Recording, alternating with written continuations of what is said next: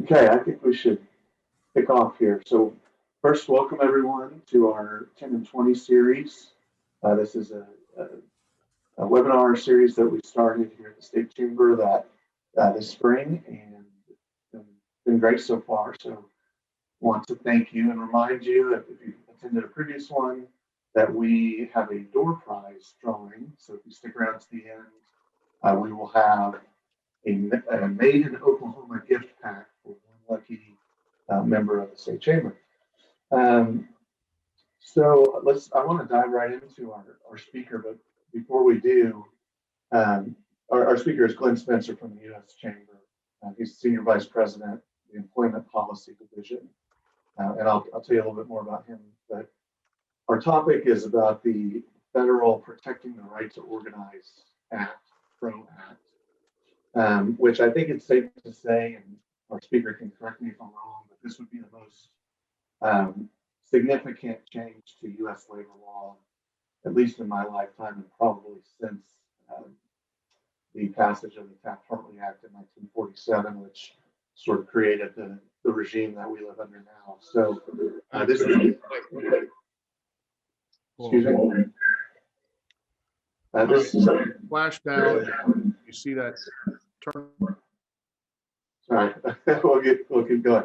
So this is an incredibly consequential piece of legislation. It's got the support of the White House and has already passed through the House of Representatives. So it's definitely something that needs to be on the business community's radar, and we're going to learn a lot more about it. But as I was preparing this morning for this, I was thinking back to the last sort of big federal labor law policy proposal that created that controversy, and I think that was probably the card check legislation that was introduced at the beginning of the Obama administration in 2009. And I pulled a quote that I remembered. I don't know how I remember this, but this is from one of the co-founders of the Home Depot, Bernie Marcus. So referring to that piece of legislation, he called it the demise of a civilization. He went on to say, if a retailer has not gotten involved with this, if he has not spent money on this election, then those retailers, quote, should be shot and should be thrown out of their blank jobs. So he was pretty worked up about it, and a lot of people in the business community were back then. And as I think you're going to see today, the PRO Act makes the Employee Free Choice Act, which is what the card check legislation was called, appear pretty mild. So it's an important proposal, and we want to hear from an expert on it. Glenn Spencer, as I said, is the Senior Vice President of the Employment Policy Division, the U.S. Chamber of Commerce. There he oversees many areas, including labor and employment policy, and that's a natural fit for him. Mr. Spencer spent 6 years at the U.S. Department of Labor under Secretary Elaine Chao, both as Deputy Chief of Staff and as Chief of Staff, and has been involved in Washington, D.C. for a long time as an expert on this issue. So without further ado, I want to kick it over to him. As he goes along, if you have questions, feel free to type them into the chat box, or at the end, we'll keep some time and people can just unmute themselves and ask their questions. So with that, I'd like to kick it to Glenn. Yep, thank you, Ben. And again, just want to make sure, can people hear me okay? My speakers have been a little bit sketchy at times this week, so good. I see at least one person nodding their head. That's good. As Ben alluded to, we'll be talking about the Protecting the Right to Organize Act, the PRO Act, which has been introduced in the current session of Congress, has already passed the House of Representatives, and is sitting over in the Senate right now. It has 47 co-sponsors at the moment, all of whom are Democrats. Senate Majority Leader Schumer has said that if they get 50 co-sponsors, he will bring the bill to the floor, at which point we'll see what happens with the votes. I think you had a slide deck that I sent. If so, we can pull that up. If not, I'll just keep going. So the PRO Act, as Ben mentioned, is the most potential consequential change to labor law. There it is, since 1947. It's got a number of different elements that we'll get into. We can go ahead and start skipping through some of these slides here. Yep, keep going. There we go. So, as I said, this bill has passed the House. You can see the vote count there. The key thing to remember in the Senate is that we still do have the filibuster. So, assuming that the filibuster stays in place, this bill would need 60 votes to move. And frankly, it does not have 10 Republicans. It probably doesn't even have one. So, as long as we can stay in that posture with the filibuster intact, we're in pretty good shape. Now, that may not be the case forever. Democrats are pursuing a pretty deliberate strategy to try and get rid of that filibuster. The House is sending over bills that they know Senate Republicans don't like and aren't going to vote for. The idea is to build up a whole backlog of legislation and then make the argument that the Senate doesn't work. We need to get rid of the filibuster, and then really to use voting rights legislation to say, here's this critical civil rights issue. Republicans won't let it pass. We just got to get rid of the filibuster. There are 2 Senate Democrats who have said they don't want to do that. Senator Manchin from West Virginia, Senator Sinema from Arizona. They're both on the record saying they don't support any changes to the filibuster. Their patience, however, is not infinite. And at some point they may get they may get frustrated enough that they decide that, they're right. There are too many bills that aren't getting passed. We can't do anything on voting. So we do need to get rid of the filibuster. So our job at the U.S. Chamber is to make sure that even in that environment, there are still not 50 votes for this bill. And right now there aren't. As I said, there's 47 co-sponsors. We need to keep that number below 50. I know this is Oklahoma. Both of your senators are good on this bill. If you, as employers, have any ties to the state of Arizona, Senator Sinema and Kelly are really the 2 key senators here. As long as Arizona holds, we should be okay on this bill, but it's getting really close. So why are we even in this situation? We can skip to the next slide. It's primarily because of union membership numbers. I mean, that's the story here. That it used to be that 35% of the workforce was unionized. That dropped to 10.8% last year. In the private sector, it's only 6.3. So unions have been doing whatever they can to try and increase that. They don't seem to be able to win enough elections, although they win about 70% of them. So they brought us the PRO Act, which is all designed to make it easier for them to organize and harder for employers to do anything about it. So we can go to the next slide and skip ahead one more, talk about some of the key provisions in this bill. The first is that the bill seeks to undermine private ballot elections, which is similar to the card check bill that Ben mentioned from 10 years ago. Currently, what happens if the unions want to organize a workplace, they go in, they solicit support. When they feel like they have enough workers who support them, they ask the government to hold an election. That is typically done by private ballot. Under the PRO Act, you could still have that private ballot vote, but if the union lost, they could make claims that the employer in some way interfered with the elections. And if the government agrees with that assertion, then you get a whole new process in place that the union loss goes out the window, and all they need to do is show signature cards from a majority of workers saying, oh yeah, sure, we want a union. Now, that all sounds well and good, but keep in mind that these cards are solicited in the open. Union organizers will come directly to workers, say, hey, we want you to sign this card. If you don't sign the card, there's potential harassment and intimidation that goes on. And as we'll see in, I think, the next slide, there's a lot of personal information unions will have about workers, and it makes it easier for them to go after them. So as you can tell from this slide, there's a lot of personal information that PRO Act would mandate gets turned over to those union organizers. So you'd have to reveal, as the employer, you would have to give those union organizers information about your workers, including home addresses, home phone numbers, personal cell phone numbers, personal emails, their shift schedules, their work locations, all of those kind of things. You'd have to turn them over within 2 days in an electronically searchable format. So as soon as you do that, these workers are going to start getting home visits, calls, emails, all those kinds of things. And when that happens, they're going to be concerned that their personal information was turned over, but they're not going to be mad at Washington, D.C. or the unions. They're going to be mad at you, because you as the employer are the ones that's the one who turned it over to them. I always get asked if workers can opt out of that disclosure, because most workers don't want their information turned over. But under this bill, there would be no mechanism for that to take place. Workers would have no say over what happens to that that personal information. Excuse me. We can go to the next slide. So, as your title slide mentioned about right to work, this bill would effectively repeal all right to work laws. It would do so by saying, yes, you can keep your right to work law on the books if you want, but in any union contract, workers are going to be required to pay fees. So they wouldn't be required to pay dues per se. They would be required to pay fees to the union, which are essentially the same thing.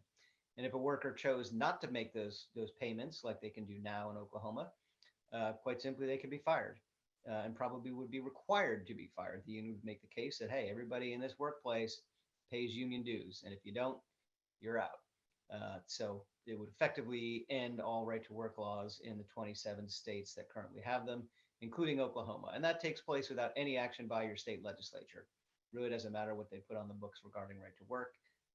This law would effectively get rid of that. We can go on to the next slide.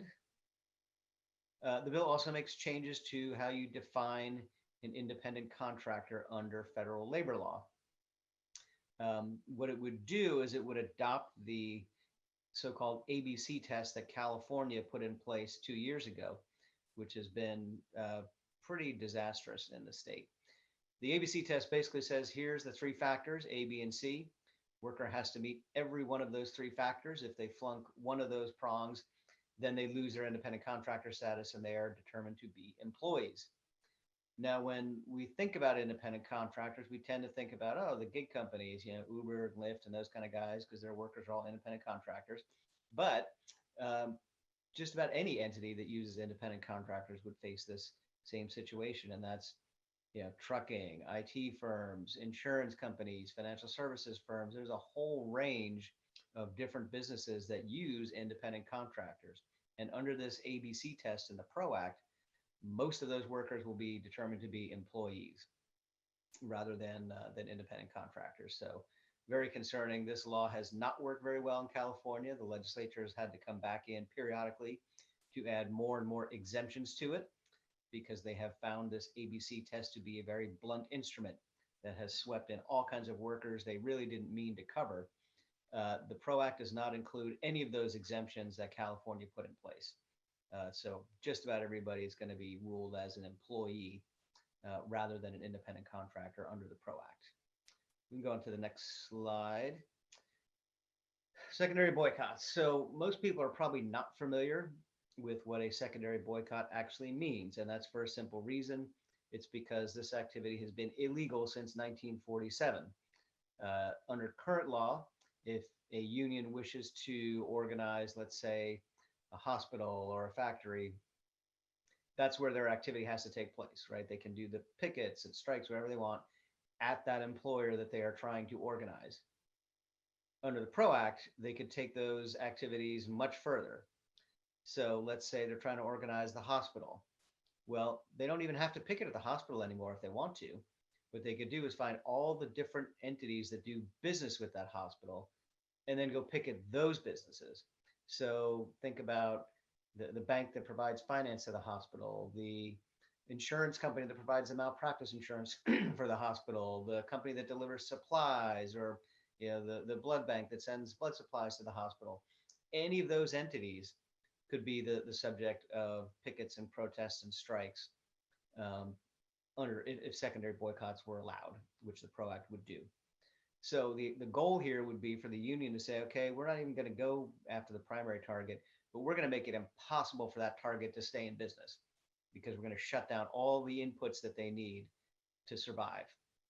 The other piece of this is to say, well, if all those businesses that are essential for that hospital to stay around go to the hospital and say, hey, you need to recognize this union today because they're impacting my business. That's the objective here. So it really pushes the boundaries of where unions can engage in this kind of disruptive activity. And again, that's the whole point. The unions want to make their impact across the broader economy felt more widely, and that would be allowed under these secondary boycott provisions. Go on to the next slide. Joint employers. So under current law, a situation can arise where two different employers are actually considered to be the employer of the same worker. If you think about a temp agency, I go into the temp agency, they actually are the ones who hire me. But then during the day, they might send me out to work at different companies, and depending on what kind of control that other company exercises over me, both of those entities can be my employer. The way that current law structures those relationships suggests that you have to, an employer would have to exercise direct control over a worker, and that the control has to be not theoretical, but like actually exercised. That would make somebody a joint employer. Think about it in the context of subcontracting. So you as an employer, you probably subcontract out for a number of different services, whether it's landscaping, security, IT, whatever it might be. Those workers are not your employees. You subcontract with another entity to get those services. If the joint employer doctrine is written too loosely, all of those workers for your subcontractors could be considered your employees as well. You would be in a joint employment situation. The PRO Act uses a very loose definition of joint employment. So it replaces that direct and immediate control standard with indirect control or the potential to control. And that becomes the new test. So think about how that would operate in practice. So you've got, let's say, a janitorial services company that you hire to come in and clean your offices. You are probably going to suggest to that company, can you make sure your workers don't come in before 6 p.m. because that's when my workers are working. So have them come in at 6 p.m. They need to be done by 6 a.m. That's when people start coming back in. So these are the hours that you should perform the services. Well, under this looser test, you're exercising indirect control over the terms and conditions of those janitorial employees. So they could be ruled to be actually your workers now. They don't just work for the janitorial company, they actually work for you, which means any liability around those workers for purposes of labor law now attaches to you as well as their actual employer. You can also think of it this way. When you do a contract with someone, whether it's, again, IT or janitorial services, whatever it is, they're sending people into your property. So you're going to reserve certain elements of control for yourself.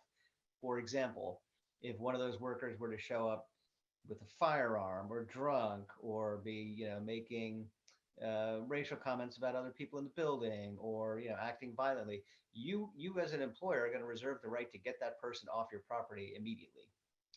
Well, what you are doing is reserving potential control over a term and condition of employment to yourself, which means under this looser test, guess what? You could now be considered the employer of that individual, even though they don't really work for you. So applying that sort of thinking, to different industries, again, it's IT services, security, janitorial, contract labor, especially in the construction industry, all of these areas where you've got subcontracting relationships could wind up with a joint employer designation. It also applies potentially in the franchise industry. You see McDonald's all over the place, but most of those restaurants are independently owned and operated by a franchisee. They pay a fee to McDonald's corporate in Chicago, but McDonald's corporate in Chicago doesn't actually employ all the people that work at those franchises. They don't have control over hiring and firing or any of those kind of things at those franchise restaurants. But because they have a franchise relationship, they are going to reserve certain elements of control to make sure you maintain brand quality and those sorts of things. Under this new PRO Act joint employer test, that would mean that everybody at a McDonald's franchise is suddenly an employee of corporate in Chicago. And the reason the unions want to do this is because that way they can organize a giant nationwide franchise all at once, instead of having to go individual restaurant by individual restaurant as they look at different little franchisees. Instead, they can organize the whole chain at one time and in one election. So that's why this joint employment language is in there. Unfortunately, it has much broader implications than just the fast food industry. It really would impact all of those little subcontracting relationships that you as employers, especially smaller businesses, probably have. And liability attaches to that. So as we put at the bottom line here is that under the PRO Act and its joint employer standard, business could be held liable for workplaces that they don't control and workers that they don't actually employ. can go on to the next slide here. Class action litigation. So under the PRO Act, employment arbitration agreements would be unlawful. So many of you probably have in your handbooks or just in informal arrangements, when an employee comes into work for you, they sign a document that suggests that if they have a workplace dispute, that should go to arbitration as opposed to court in a class action lawsuit. These agreements are relatively common because they allow disputes to be addressed quickly and more efficiently without the need to go to court and pay lawyers 30% of the winnings. This bill, the PRO Act, would get rid of that arbitration language. Employers could no longer use those. Now, as you see here from the last bullet point, we at the Chamber think arbitration is a fairer, faster, and better process. It allows employees to actually resolve successfully disputes more often. They tend to get higher amounts than if they go to court and have to pay a lawyer. And they resolve their disputes more quickly than if they have to go to court with a class action lawsuit. So we think arbitration is an effective process. It helps get these disputes resolved more quickly, but the PRO Act would abolish those. We'll go on to the next slide here. So the PRO Act does include some substantial new penalties for violations of the National Labor Relations Act. Surprise, it applies those penalties only to employers. Under the PRO Act, penalties can go as high as $100,000 per violation of the National Labor Relations Act. Now, most people, when they think about NLRA penalties, to the extent they think of them at all, they typically think of things like, well, you fired somebody unlawfully, you need to reinstate them, major things like that. But that's not always the case. Under the Obama administration, there was a significant campaign to establish penalties for very minor things like handbook violations. So if you had handbook language that the government thought was inappropriate, that would count as an unfair labor practice charge. That would be a penalty, which under the PRO Act could land you with a penalty of up to $100,000. A couple of examples of those. Employers were punished for having language that required their employees to be courteous to each other in the workplace.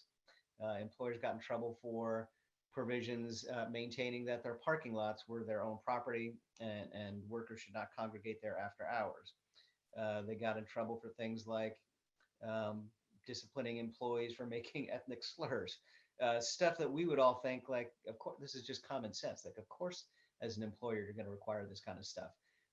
But the NLRB under the Obama administration looked at that with a critical eye and determined that somehow that type of thing violated the National Labor Relations Act. So that can be one of the violations that under the PRO Act could get you a $100,000 penalty. There are $10,000 penalties for failure to comply with a board order. Workers can go straight to court to enforce those penalties instead of going through the NLRB process. And back up there, bullet number 2, those penalties, the bill would establish personal liability for directors and officers of a company. So you as a small business owner, you had violations, that $100,000 penalty can be assessed against you personally, not the company, you as the individual who knew or should have known that there was some violation of the act taking place. So very, very concerning penalty provisions here. Let's go ahead to the next slide. So in the interest of time, I want to wrap it up here, get questions, but I encourage everyone to take a moment, make a phone call, send an email to your senators, to your House members. In your case, probably thanking them for their opposition to the PRO Act.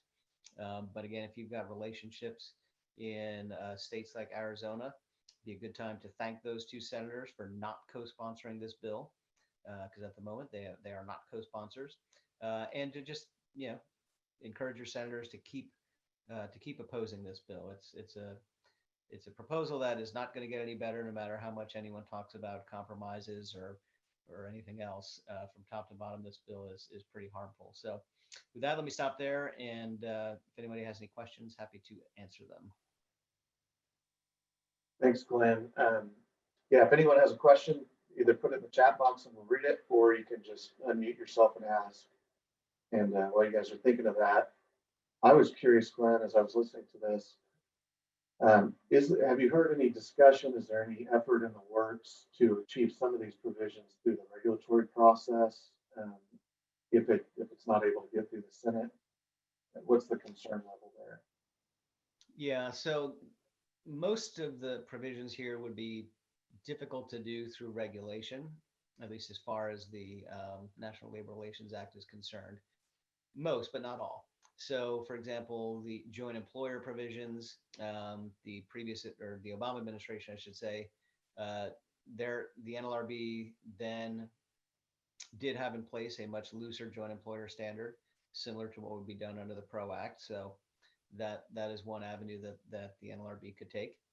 Um, the independent contracting provisions, the NLRB will take some steps to try and tighten that up. I don't know if they would go as far as the ABC test in a rulemaking or a case decision.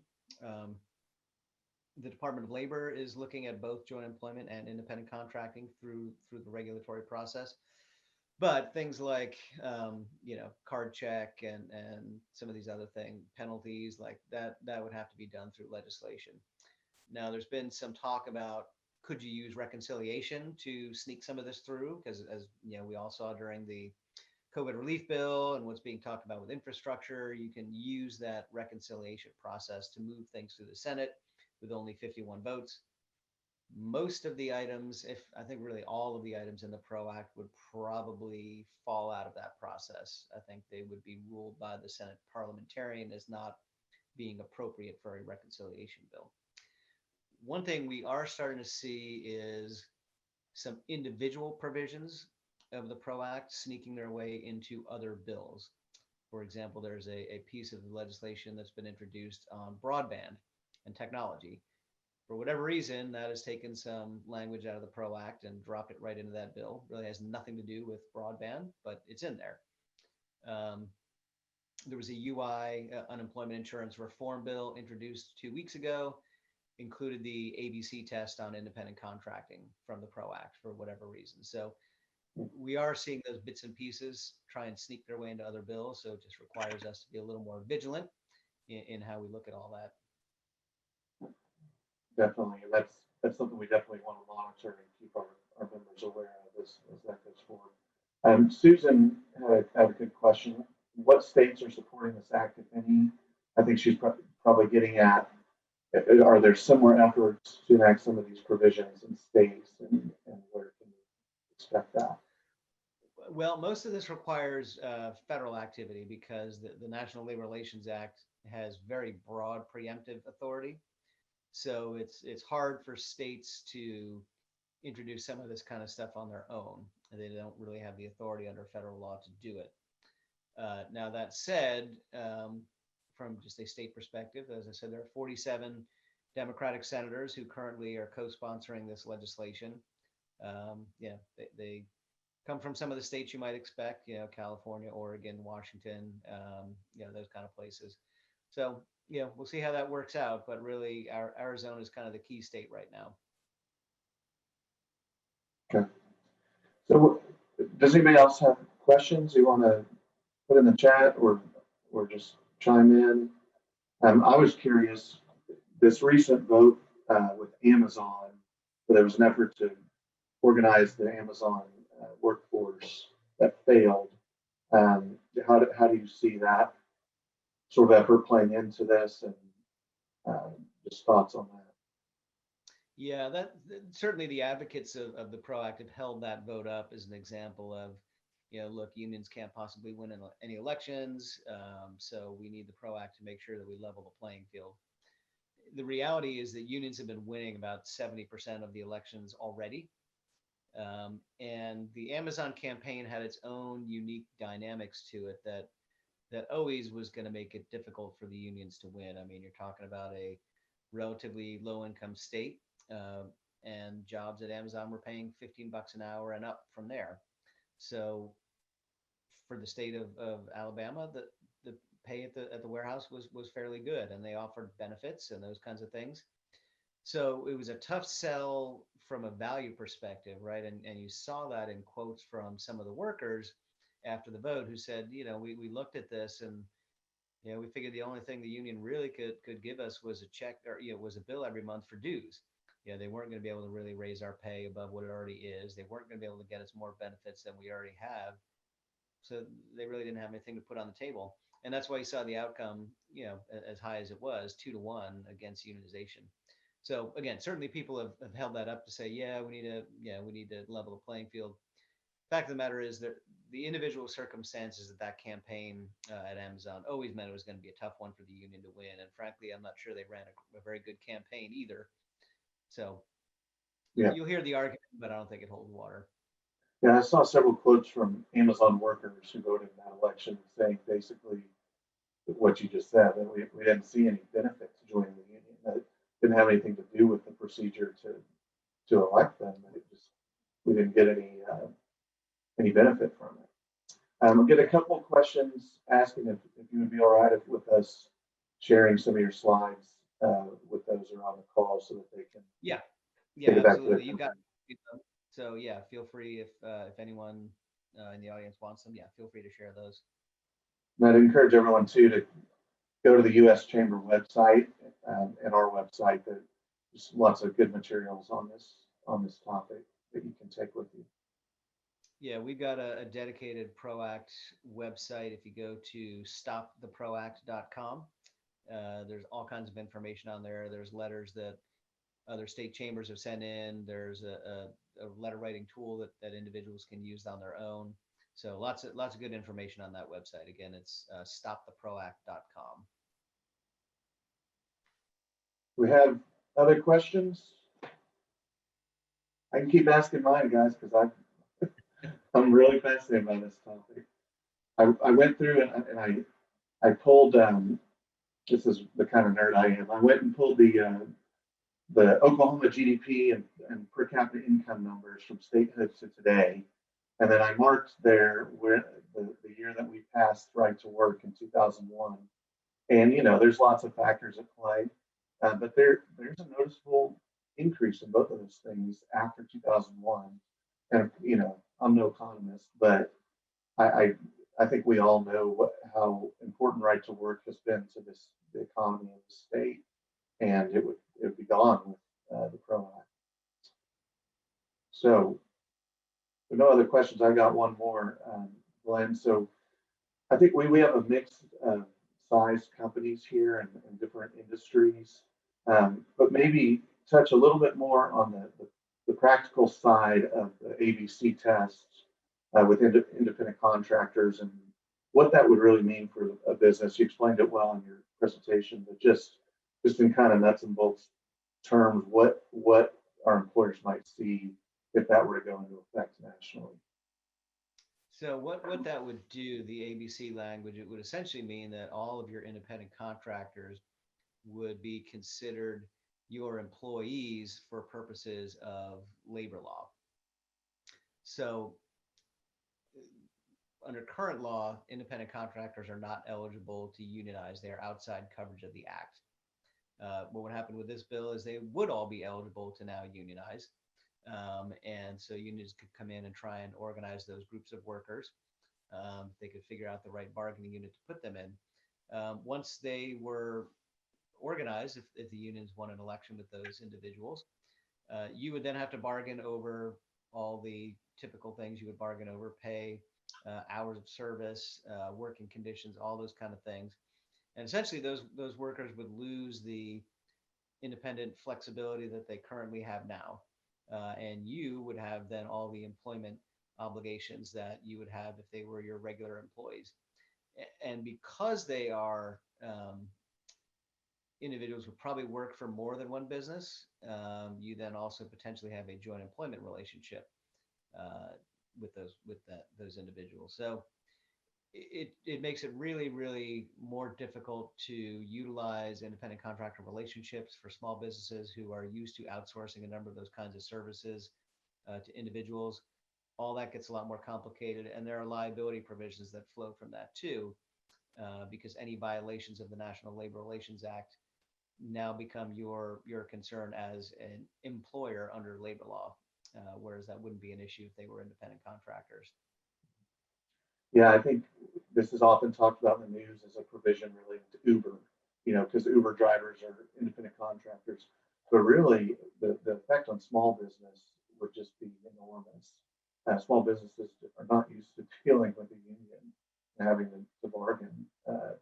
So I really think that's a big provision here. Well, so if we don't have any other questions, then I think we can move on. We want to certainly thank Glenn for taking the time to join us and for paying attention to these issues up in Washington, D.C. and helping that information get out to those of us in the hinterlands.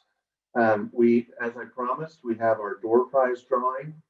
Our Lindsay Sparks has put all the balls in the big wheel and turned it around and pulled out a name and emailed it to me. And the winner is Michael Gordon with PSO. So we will be in touch to figure out how to get it to you. Lindsay will.